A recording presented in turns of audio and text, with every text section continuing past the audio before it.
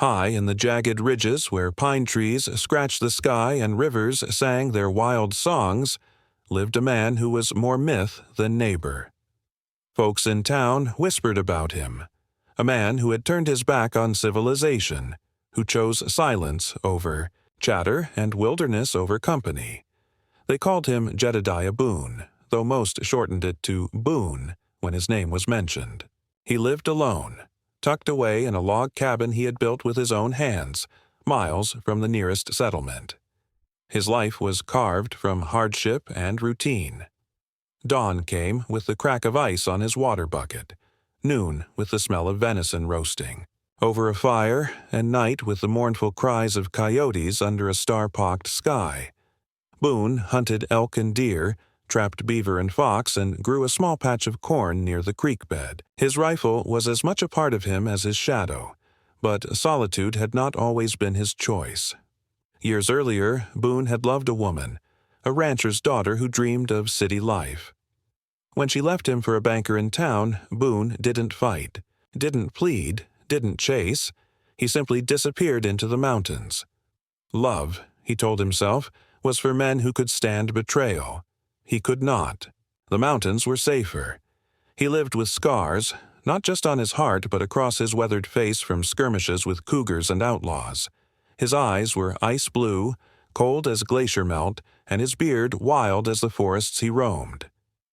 If the people in the valley ever saw him ride down for supplies, they said he looked more like a grizzly than a man. Boone's evenings were long, filled with whittling, patching boots, and staring at the fire until sleep took him.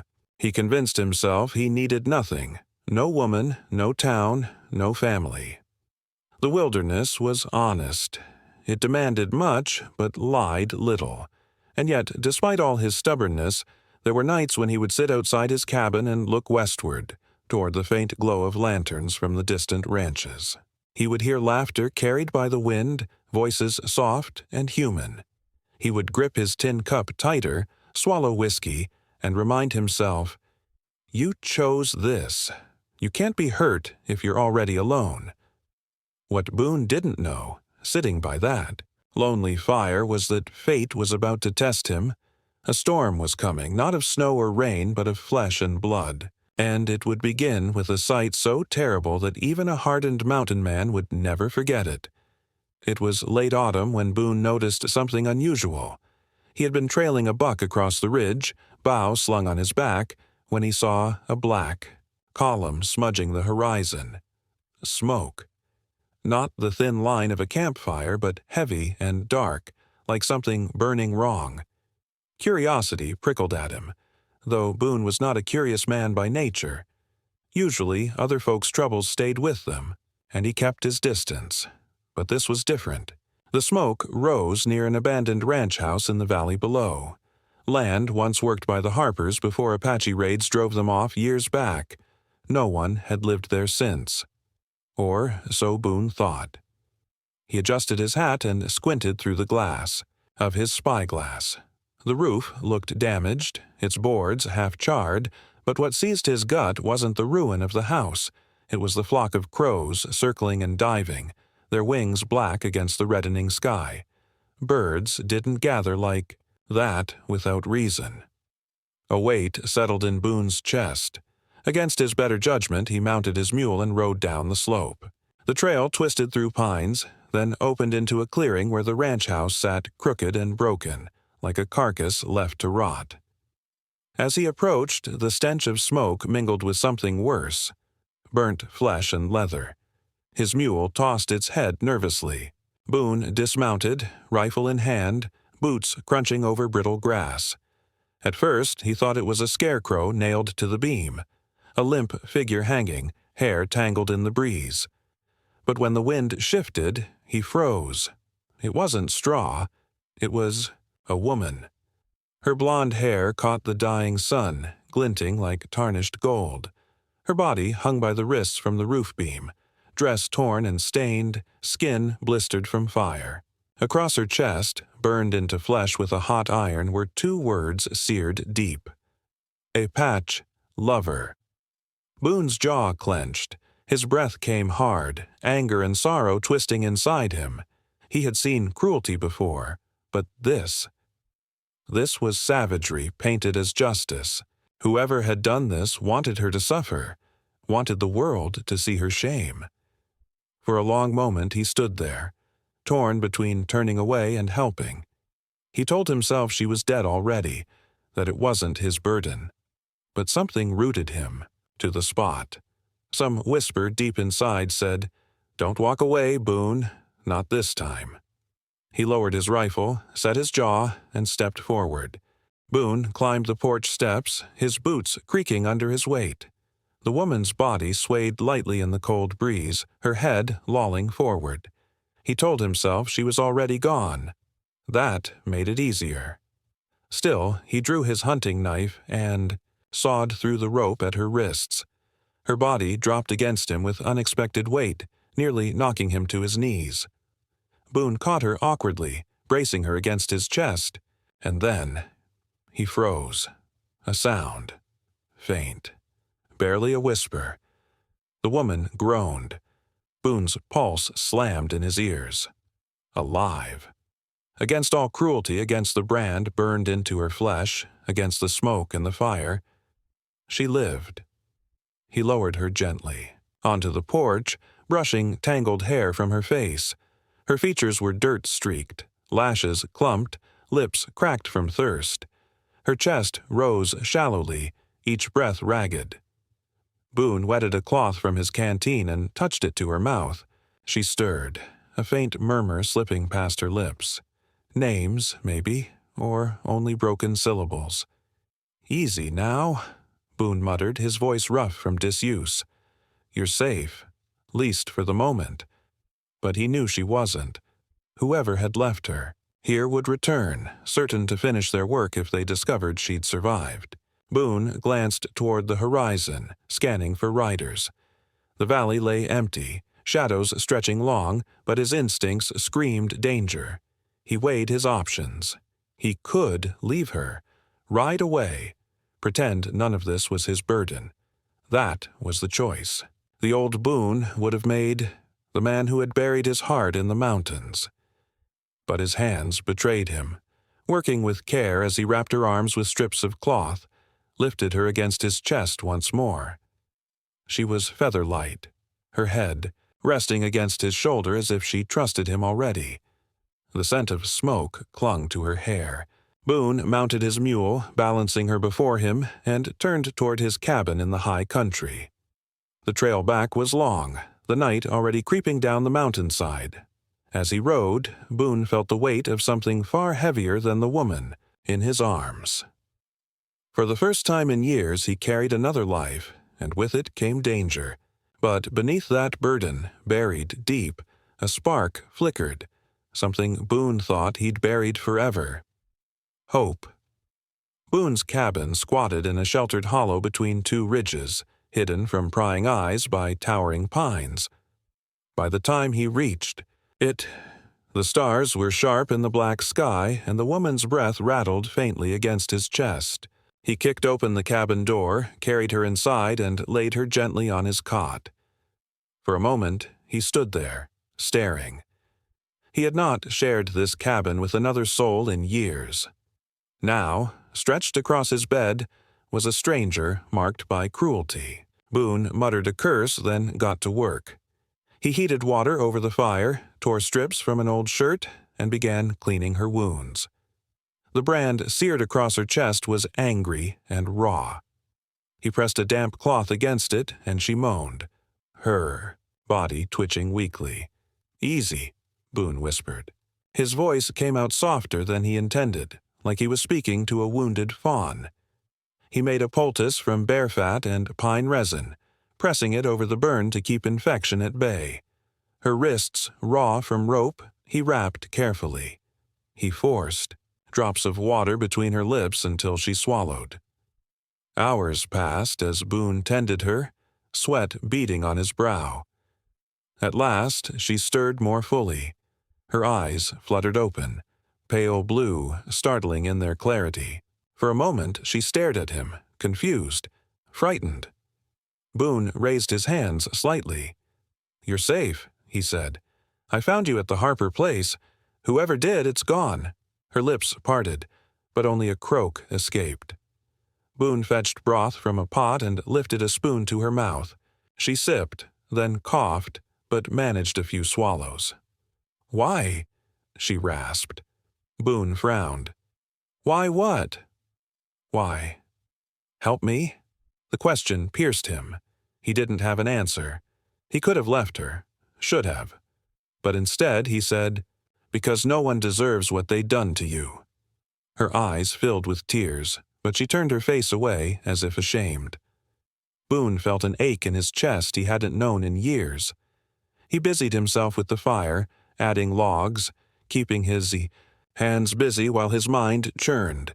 For 3 days he fought for her life. He fed her broth, cleaned her wounds, kept her warm. Fever raged, but slowly her strength returned. She whispered names in her sleep, words he didn't understand. Boone listened, silently vowing he would find out what storm had put her in his care.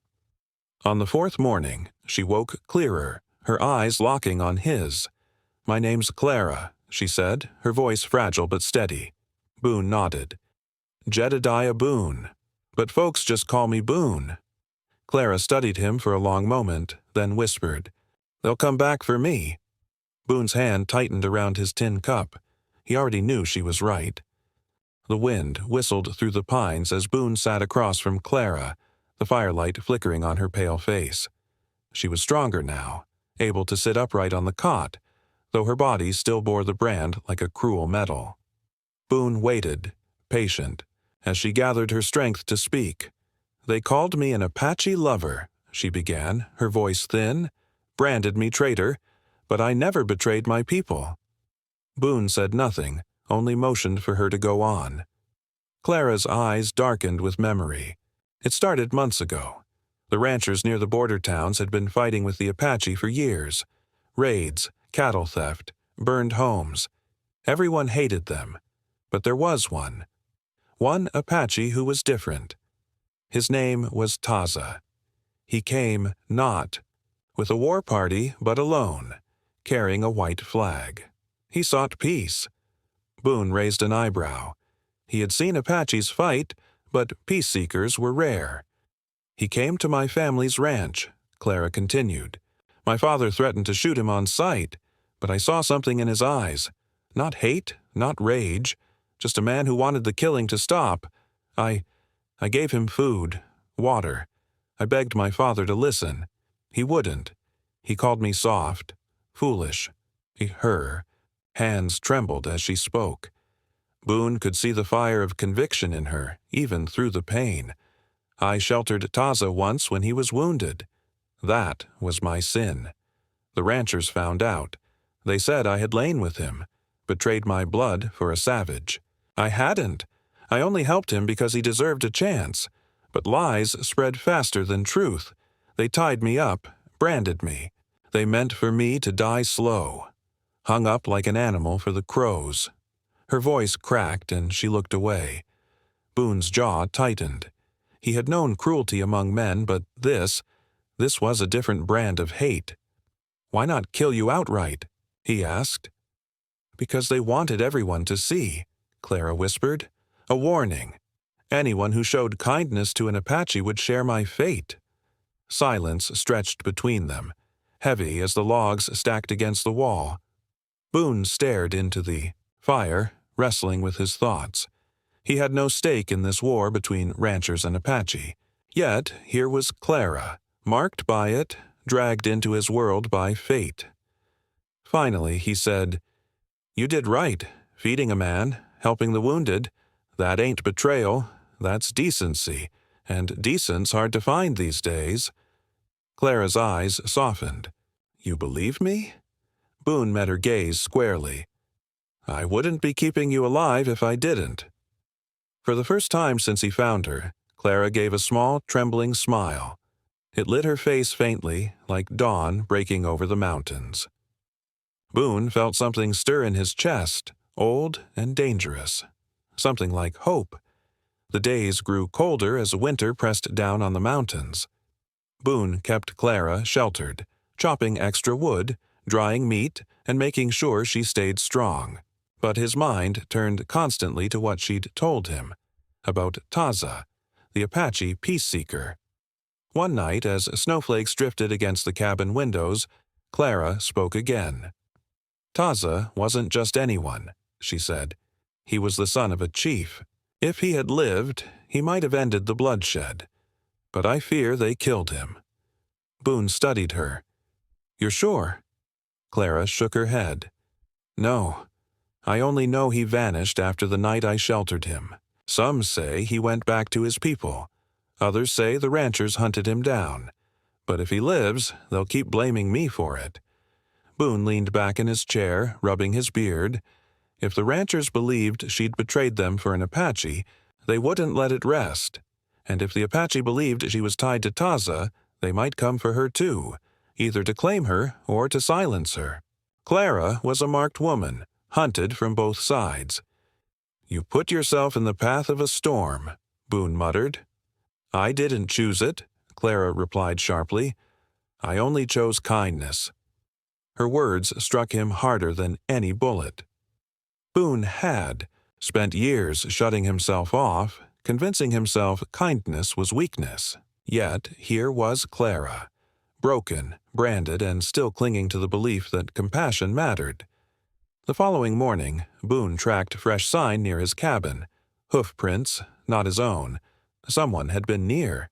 He returned quickly, face grim. Clara saw it and paled. "They've found me," she whispered. Boone loaded his rifle. "Then they'll find me, too." For the first time in years, Boone felt the old fire rising, the part of him that wouldn't run, wouldn't hide.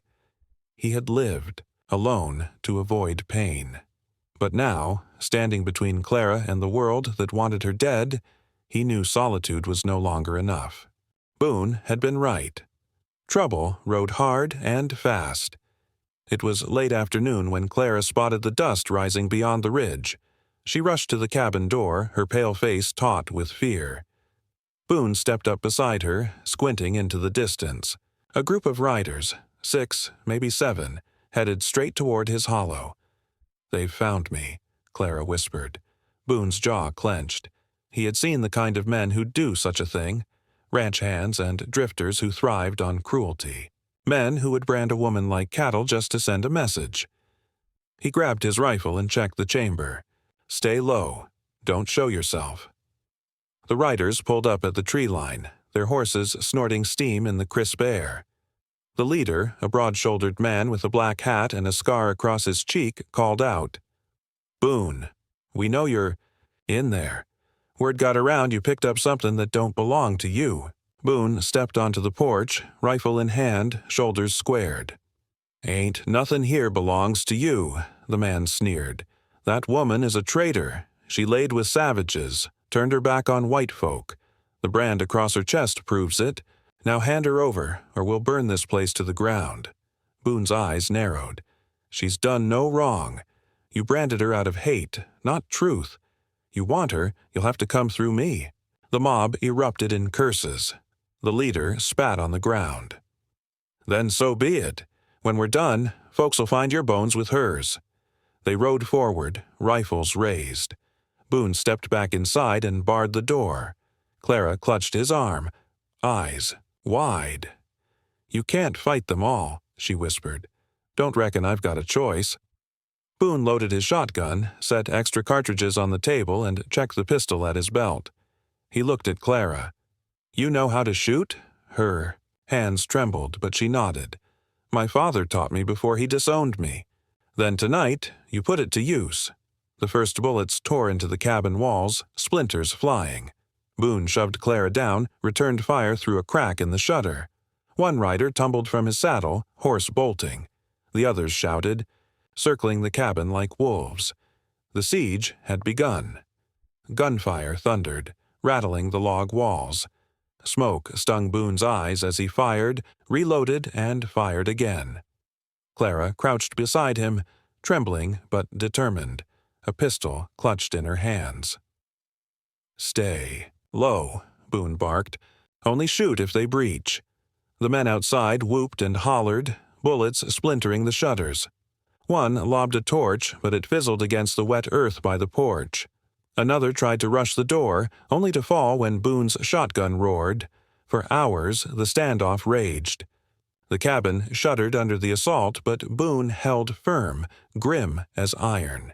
His world had shrunk to powder, lead, and survival. At one point, a bullet shattered the window frame.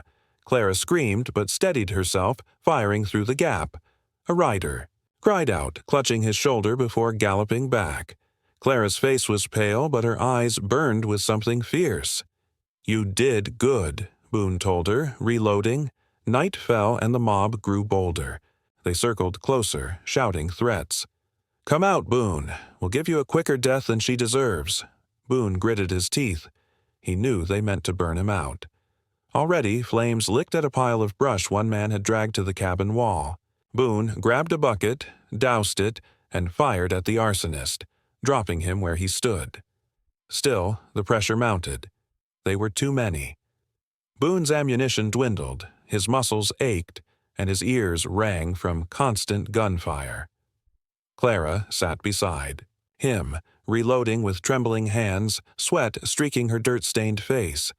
"Boone," she whispered, "we can't hold them forever." He knew she was right, but he also knew giving up meant death. Hers first, his second. And though Boone had once welcomed death as a companion in solitude, now the thought of losing her burned like fire in his chest. The mob gathered for a final push, torches blazing in their hands. Boone braced himself, ready to sell his life dearly.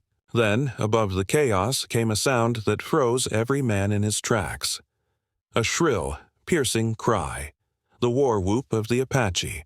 Out of the tree line rode a band of Apache warriors, swift and silent as shadows. At their head was a tall man with braids bound in leather and eyes sharp as a hawk's. Boone recognized him instantly from Clara's description.